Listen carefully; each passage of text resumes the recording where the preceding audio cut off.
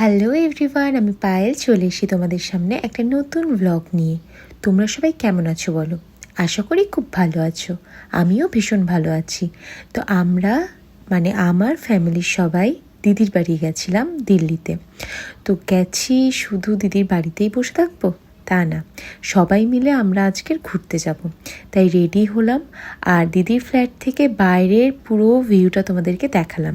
এত সুন্দর জায়গাটা না, এটা দিদির কিন্তু ফ্ল্যাটের ব্যালকনিতে আমি দরজাটা খুলে দাঁড়িয়েছিলাম। তো এত সুন্দর লাগছিল আকাশটা আর চারিদিকটা, আর পুরো ফ্ল্যাটটা তোমাদেরকেও ঘুরে দেখালাম। সাথে সাথে আমি নিজেকেও একটু দেখালাম।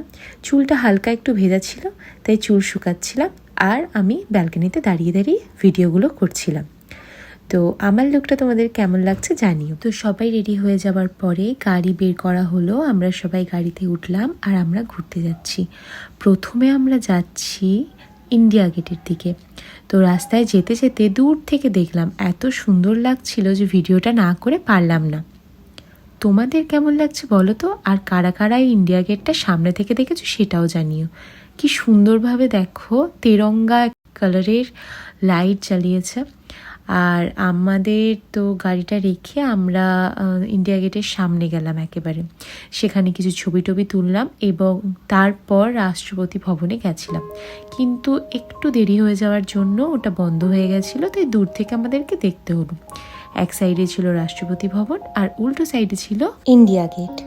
তারপরেই আমরা চলে গেছিলাম গুরুদুয়ারাতে। গুরুদুয়ারার ভেতরে ফোন অ্যালাউ ছিল না, ভিডিও করা যাবে না। তার জন্য আমরা বাইরে থেকে একটুখানি ভিডিওটা নিয়ে নিয়েছিলাম। আর মাথায় এইরকম ওড়না মেয়েদের আর ছেলেদের এরকম রুমাল বাঁধতে হতো। যারা যারা সাথে ক্যারি করছে না তাদের জন্য এরকম দিদি যেমন বেঁধেছে ঠিক সেই রকমই রুমালের মতো রাখা ছিল, যারা নিয়ে যায় না তাদের জন্য। তো আমার কাছে ওড়না ছিল, তাই আমি ওড়নাটা বেঁধে নিয়েছিলাম। আমি ফার্স্ট টাইম গুরুদুয়ারা গেছি, তাই আমার ভীষণ ভালো লেগেছে। এরপর আমরা বাড়ির দিকে রওনা দিলাম, দিদির বাড়ির দিকে। আজকের ঘোরা আমাদের এখানে শেষ। ভিডিওটা কেমন লাগলো সবাই জানিও। বাই সবাইকে।